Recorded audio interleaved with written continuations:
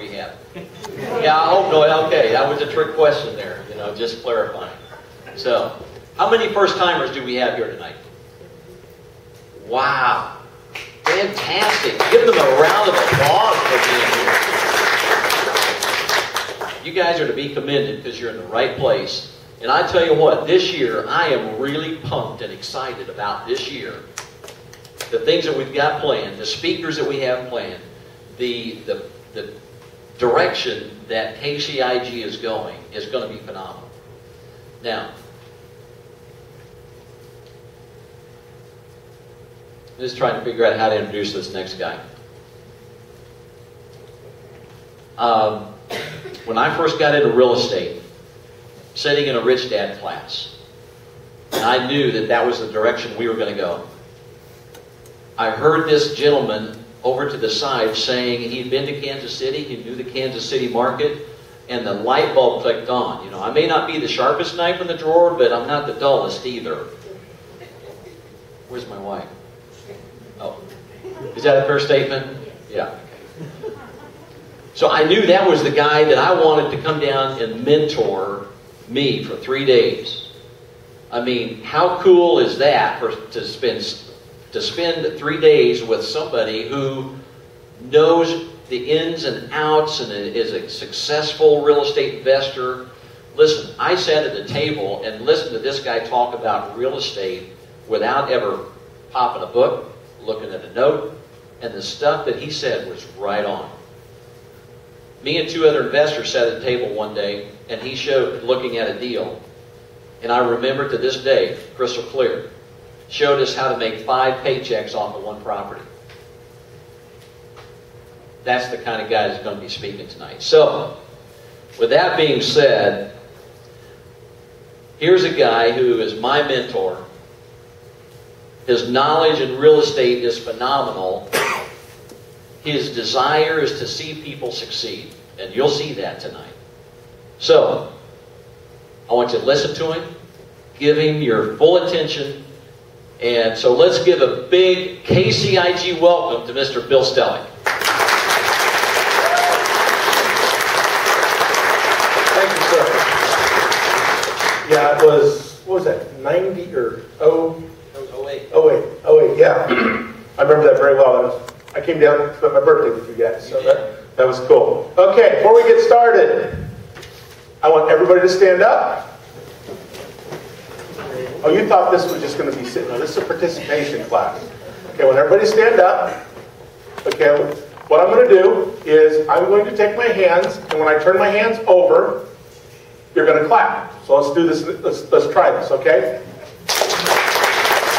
So, one time. I need to clarify, okay? Hey, that's pretty good for a start.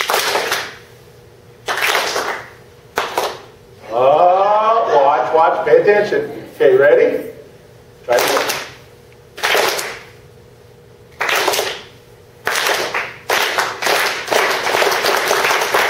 Thank you very much. I always want a standing ovation. I'll see you guys later. Oh, I'm sorry. No, you can sit back down. So, okay, now that we got the fun part. How many people in here own investment properties at this time? Raise your hand. Rentals. Cool. Does anybody own an investment property that is more than 90 miles away from where you live? Raise your hand. Awesome. Okay.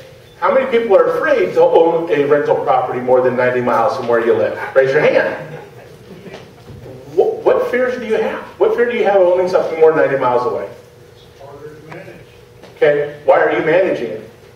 Because I've done that since '83. Okay. But why are you managing it? That didn't answer my question. It saves me money. I make more money. It makes you more money. Okay. When you manage it, do you do all the repairs? I contract some of them, but Okay. that's my trade. I'm a carpenter. So I understand that. Do you realize, and I don't even have one with me, do you realize this is the only tool you should ever pick up? I'm serious. If you pick up more than this tool right here, Mr. Painter and Mr. Painter they've heard this speech, what, 100 times at least? Okay, every time you pick up more than this piece of tool right here, you cost yourself money. Okay? Think what I said. Anytime you pick up more than this tool right here, you cost yourself money. Because the only way that you make money as a real estate investor is what? Finding more deals, finding more opportunities. Okay? It's no different than a job. If you go to work in a job, what do you pay? You're paid hourly, right? You only have to give so many hours to make money, right? So if you give somebody 80 hours a week, you're only going to get that pay for 80 weeks. If you do the work on your own properties, it's the same as having a job. When you can utilize your time more efficiently to be able to go out and find more opportunities and to do more deals, you're going to increase your cash flow. When you go change a light bulb, when you go fix a smoke detector, you go fix a toilet, which I will never do. When you go fix a toilet, you take 2 hours, 3 hours.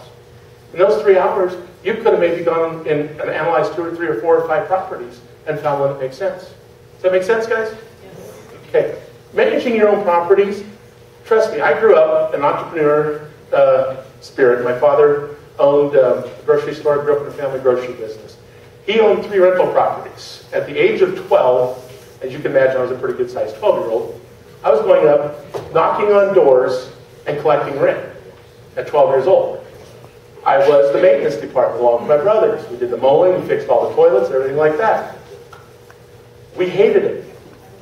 Okay? Well, fast forward until I'm about 30 years old.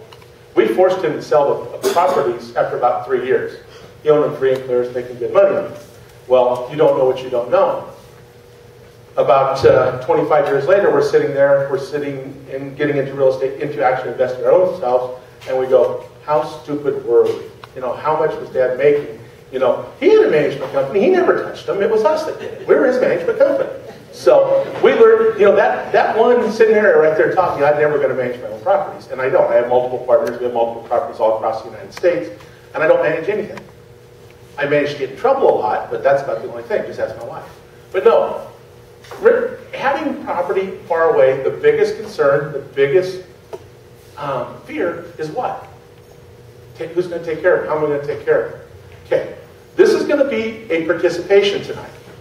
Okay, so for the next 2 minutes, and we're only going to do this for 2 minutes, I want you to turn to somebody near you, and I want you to discuss what your fears are of having property away from where you live.